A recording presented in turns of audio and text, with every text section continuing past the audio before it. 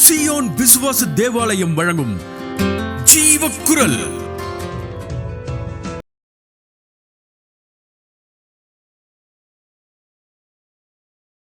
Today you have to speak about Acts of Apostles chapter 19 verse 12. அவனுடைய சரீரத்திலிருந்து உருமால்களையும் கச்சைகளையும் கொண்டு வந்து வியாதிக்காரர் மேல் போட வியாதிகள் அவர்களை விட்டு நீங்கி போயின, பொல்லாத ஆவிகளும் அவர்களை விட்டு புறப்பட்டன. Last week I was reading this passage. அப்போ பேசேஜ் வாசித்துட்டு இருக்கும்போது ஆண்டவர் சொன்னார், this Sunday I saw myself wearing a band. உருமால், இதை உருமால்னு போட்டிருக்கு. மொழிபெயர்த்தவங்க கைக்குட்டான்னு போட்டிருந்தா புரிஞ்சிருக்கோம் உங்களுக்கு. கைக்குட்டை கட்டினா, ஏன் இந்த கைக்குட்டை கட்டினா அப்படின்னு பால்ட்ட கட்டு அவன் சொன்னால், I was making tent. Acts of Apostles 18 verse 1 and 2. அதன் பின்பு பவுல் அத்தனே பட்டணத்தை விட்டு கொரிந்து பட்டணத்துக்கு வந்து யூதர் எல்லாரும் ரோமாபுரியை விட்டு போகும்படி கிலவுதியராயன் கட்டளையிட்டபடியினாலே இத்தாலியாவிலிருந்து புதிதாய் வந்திருந்த பொந்து தேசத்தான் ஆகிய ஆக்கில்லா என்னும் நாமமுள்ள ஒரு யூதனையும் அவன் மனைவியாகிய பிரிஸ்கில்லாளையும் அங்கே கண்டு அவர்களிடத்திற்கு போனான். அவர்கள் கூடாரம் பண்ணுகிற தொழிலாளிகளாய் இருந்தார்கள். தானும் அந்த தொழில் செய்கிறவனானபடியினாலே அவர்களிடத்தில் தங்கி வேலை செய்து கொண்டு வந்தான். அப்போஸ்தலன் பால் தர்சு பட்டணத்தை சேர்ந்தவர். தர்சு பட்டணம் மயாபுரி சந்தை அப்படின்னு அழைக்கப்பட்டது, வேனிட்டி பஜார் என்று அழைக்கப்பட்டது.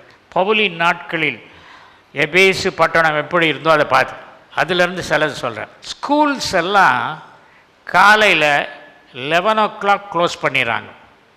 11 to 4 all schools will be closed.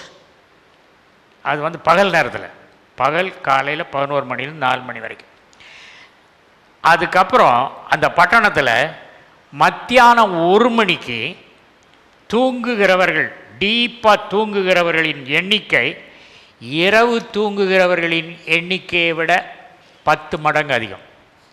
ஏன்னா எபேசு பட்டணத்தில் மதுரையில் காலேஜ் ஹவுஸில் நான் தங்கும்போது எப்போ தான் இருட்டு வரப்போகுது, இந்த மக்களெல்லாம் எப்போ தான் தூங்க போகிறாங்கன்னு தெரியாது. 1 மணிக்கு வந்தாலும் கடை திறந்துருக்கும். தாஜ் ஹோட்டல் 1:30 மணிக்கு திறந்துருக்கும். 1:30 மணிக்கு போய் பிரியாணி சாப்பிடுவோம். பகல் மாதிரியே இருக்கும். பகலில் போனால் அவங்க வீட்டில் எல்லோரும் தூங்கிட்டு இருப்பாங்க. அதே மாதிரி தான் எபேசு பட்டணம். தர்சு பட்டணத்து பக்கத்தில் தர்சு பட்டணம் சிசிலியா. அந்த சிசிலியா பட்டணத்தில் வெள்ளாடு அதிகம். அந்த வெள்ளாடினுடைய மயிரிலிருந்து முடியிலிருந்து கம்பளம் தயார் பண்ணுவாங்க. அந்த கம்பளம் தயார் பண்ணி அந்த இதில் கேட்டன்ஸ், அதுக்கப்புறம் லெதரில் டென்ட்ஸ் செய்வாங்க. பவுல் சொன்னார், டென்ட்டில் நான் பிரதானமாக செய்தது இதுதான். This is call prayer shawl. யூதர்கள் இப்படி போடுவாங்க. இது எப்படி, இதுக்கு என்ன அர்த்தம்னு சொன்னால், உன் அறை வீட்டுக்குள் பிரவேசித்து உன்னை அந்தரங்கத்தில் பார்க்கிற பிதாவை நோக்கி ஜெபித்துக்கொள். நீ அந்தரங்கமாக ஜெபிக்கிறத வெளியரங்கமாக இது பண்ணுவார். இப்போ ட்ரெயினில் போகிறீங்க, அப்போ எப்போ அங்கே எங்கே டெம்பிளுக்கு போக முடியாதுல்ல.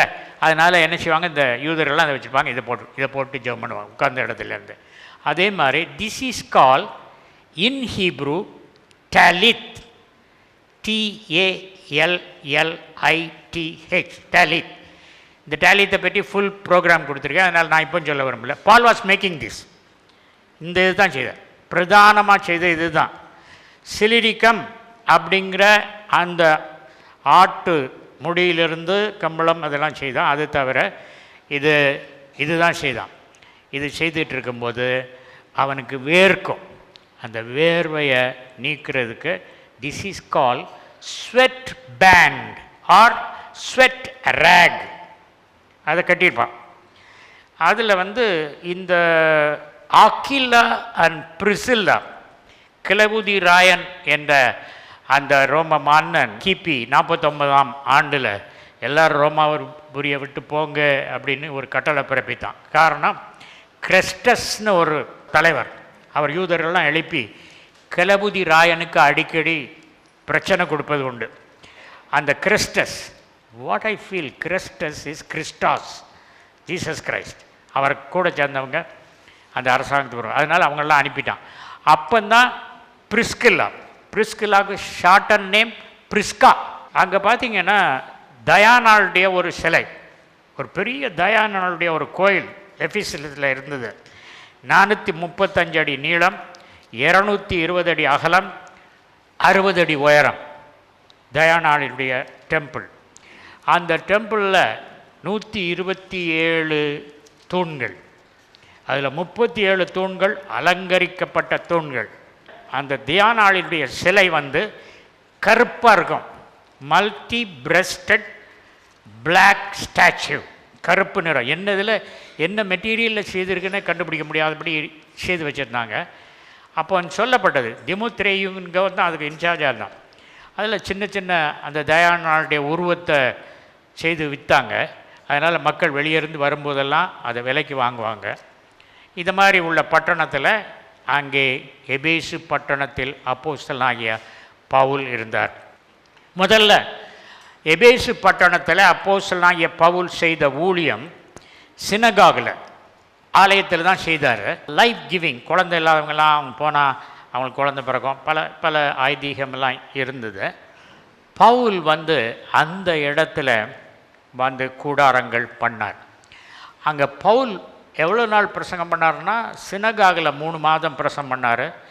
எபேசு பட்டணத்தில் பவுல் 2 வருடம் பிரசங்கம் பண்ணார். டோட்டல் அரவுண்ட் 3 years அப்போஸ்தலன் பால் மினிஸ்டர். சினகாகில் ஊழியம் செய்துட்டு இருந்தார் சிற்றாலயத்தில். அங்கே எல்லாரும் சேர்ந்து இங்கெல்லாம் பேசக்கூடாது, இந்த மாதிரி ஜூயிஷ் ரிலிஜன் தான் சொல்லணும், கிறிஸ்டியானிட்டிலாம் சொல்லக்கூடாது, வெளியே போ அப்படின்னு சொல்லிட்டு அனுப்பிட்டாங்க. அப்போது அவர் என்ன செய்தார், சுவிசேஷத்தை சொல்லணும்னு சொல்லிட்டு அப்போஸ்தலனாகிய Pavul he used to get up 5 o'clock in the morning and start working. ஆண்டவரை ஜெபம் பண்ணிவிட்டு, எல்லாம் ஆண்டவர்கிட்ட ஜெபம் பண்ணிவிட்டு டென்ட் செய்ய ஆரம்பிப்பார். அந்த ஊரில் டைரனஸ் அப்படின்னு ஒருத்தர் தான், தமிழில் திறனு அப்படின்னு சொன்னால் கொடுங்கோலன்னு அர்த்தம். எனக்கு என்ன யோசித்தேன், என்னடா திறனஸ்னு பேர் வச்சுருக்காங்க, என்ன அர்த்தம்? கொடுங்கோலன். யாராவது அப்பா அம்மா என் பையனை கொடுங்கோலன் என்று பேர் வைக்கிறேன்னு சொல்லுவாங்களா? சொல்ல மாட்டாங்க. ஏன்னா he was a teacher in the school of philosophy, ஒரு தத்துவ ஞானம் சொல்லிக் கொடுக்குற டீச்சர். ஆனால் அவர் எல்லா டீச்சரையும் என்னை போல் ஸ்கேல் வச்சு மொழியில் அடிப்பார் போல் இருக்கு. அதனால் அவருக்கு ஸ்டூடெண்ட்ஸ்லாம் பேர் வச்சுட்டாங்க கொடுங்கோலன். அந்த பேரை தான் நிலைச்சி போச்சு. என்ன செய்தார், பால் பார்த்தார், இந்த ஸ்கூல் 11 o'clock க்ளோஸ் ஆயிரும், 4 o'clock தான் திறக்கும். அப்போ சொன்னார், நான் 11 o'clock to 4 o'clock உங்கள் ஸ்கூலை ரெண்ட்டுக்கு எடுத்துக்கிட்டா? சரி, கான்ட்ராக்ட் போடு. லீஸுக்கு எடுத்துக்கிட்டார். லீஸுக்கு எவ்வளோ நாளைக்கு எடுத்தார்? 2 வருஷத்துக்கு லீஸ் எடுத்தார். காலையில் 5 மணிக்கு ஜெபமெல்லாம் பண்ணிவிட்டு ஆண்டவர்கிட்ட பேசிட்டு டென்ட் ஊழியம் 10:30 வரைக்கும் டென்ட் செய்கிறது, இந்த ப்ரேயர் கிளாத் எல்லாம் செய்து முடிச்சுட்டு நேராக அங்கே டைரனஸ் ஸ்கூல், திறனுவனுடைய ஃபிலாசபி ஸ்கூலில் வந்து பிரசங்கம் பண்ண ஆரம்பிப்பார். ஆனால் இந்த 11 to 4 எல்லோரும் தூங்குகிற நேரம். ஆனால் யூதர்களும் கிரேக்கர்களும் ரொம்ப ஆர்வத்தோட தூங்காமல் இவனுடைய டீச்சிங்க்கு வந்தாங்க. ஏன்னா இந்த டீச்சிங் சூப்பராக இருந்தது, வல்லமை மிகுந்த போதனையாக இருந்ததுனால 11 to 4 சாப்பிட்டாரோ சாப்பிட்லையோ அதை கேட்கலன்னா 11 to 4 he was teaching. 4 o'clock ஆனோடனே அந்த கொடுங்கோலன் வந்துடுவான், அவன் வந்து ஸ்டூடெண்ட்ஸ் வந்துடுவாங்க, அவங்க டீச் பண்ணுவாங்க. பாருங்கள், காலையில் 5 மணிலேருந்து 10:30 வரைக்கும் டென்ட் மேக்கிங், 11லேருந்து 4 வரைக்கும் பைபிள் டீச்சிங், 4லேருந்து நைட் 10 o'clock வரைக்கும் மறுபடியும் டென்ட் மேக்கிங். அப்படி 2 வருடம். வேதம் என்ன சொல்லுதுன்னா, அந்த எபேசு பட்டணத்தில் இருந்த கிரேக்கர்களும் யூதர்களும் almost everybody hate the gospel. ஒரு தனி மனிதன் கார் இல்லாத காலத்தில், பைபிள் இல்லாத காலத்தில் 2 வருஷம் என்னத்தை தான் புதுமையாக பேசினாரோ அதை ஒரு நாள் next time when I see Paul, I'll ask him to teach me some new things. You can see the biblical characters. ஏன் பவுல் டென்ட் பண்ணணும் அப்படிங்கிற கேள்வி. அந்த காலத்தில் ஒரு சட்டம் இருந்தது. யூதர்கள் என்ன இருந்தால் அந்த யூதனுடைய தகப்பன் தன் மகனுக்கு ஒரு தொழில் கட்டாயம் சொல்லி கொடுக்கணும். சொல்லி கொடுக்கலைன்னா அவன் கொள்ளையடிக்க போயிடுவான் அப்படின்னு அர்த்தம். எந்த யூத தகப்பன் தன் மகனுக்கு ஒரு தொழில் சொல்லித்தரவில்லையோ அதுக்கப்புறம் என்ன ஆயிரும், அதிலிருந்து அவன் கொள்ளையடிக்க போயிடுவான் அப்படிங்கிற கொள்கை. அதனால் இயேசு கிறிஸ்து மரியாளுக்கு பிறந்த வளர்ப்பு தந்தையாகிய யோசேப்பு அவரும் யூதராக இருந்ததுனால இயேசு கிறிஸ்துவுக்கு தச்சு தொழில் சொல்லி கொடுத்தார். ஆகவே அப்போஸ்தலனாகிய பவுலுடைய பேரண்ட்ஸ் அவருக்கு இந்த டென்ட் மேக்கிங்கை சொல்லி கொடுத்தாங்க.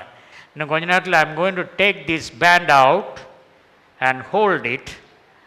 இந்த உருமால்களையும் கச்சைகளிலும் anointing was there. When you come and touch this, the same anointing that Apostle Paul had, வேதத்தில் சொல்லியிருக்கிற ஒவ்வொன்றும் உண்மை. அதில் ஒரு சின்ன எழுத்து கூட மாறாது.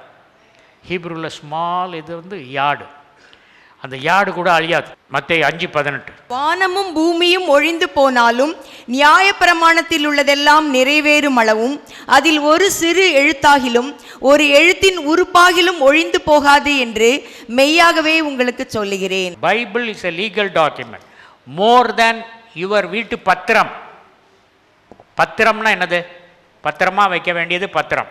இது டெஸ்டமெண்ட், ஏற்பாடு, தேவனுக்கும் மனிதனுக்கும் ஏற்பட்ட ஏற்பாடு. ரெண்டு பேரும் கான்ட்ராக்ட் போட்டாங்க, அதான் கான்ட்ராக்ட். இதை நீங்கள் லாக்கரில் வைக்கணும், எடுத்து படிக்கணும், அதுபடி வாழணும். ஒரு நாள் தேவதூதரிலும் சற்று நம்மை சிறியவனாக்கி கனத்தினாலும் மகிமையினாலும் முடிசூட்டி சகலத்தையும் கால்களுக்கு கீழ்ப்படுத்தினார் அப்படின்னு இருக்கு. உடனே ஆவியானவர் சொன்னார், நீ கேளு ஆண்டவர்கிட்ட, கனத்தினாலும் மகிமையினாலும் முடிசூட்டினார் இருக்க, crown of honor and crown of glory சூட்டினார்னு பைபிளில் சொல்லியிருக்கு. அந்த ரெண்டு க்ரௌன் என்ன அப்படின்னு கேளு. அந்த க்ரௌனை உன் தலையில் வைக்க சொல்லு. அந்த க்ரௌனை வைக்கிறதுனால என்ன பலன்கிறது அவரை சொல்லித்தர சொல்லு. அந்த க்ரௌனை வச்சதுனால நீ அதன் பலனை அனுபவிப்பாய். யாராவது இந்த வசனத்தை படிச்சிருக்கீங்களா? படித்ததுக்கப்புறம் க்ரௌன் ஆஃப் ஆனர்னா என்னன்னு கேட்டிருக்கீங்களா? க்ரௌன் ஆஃப் க்ளோரினா என்னன்னு கேட்டிருக்கீங்களா? க்ளோரினா மகிமை, பரலோகத்தின் மகிமை. இதை நமக்கு சூட்டியிருக்காருன்னு பைபிளில் எழுதி வச்சிருக்காரு. ஜீவக்குரல் 14/1 மங்கம்மாள் சாலை, KK நகர் அஞ்சல், திருச்சி 620021, தமிழ்நாடு, தென்னிந்தியா. மொபைல் எண் 919025432432.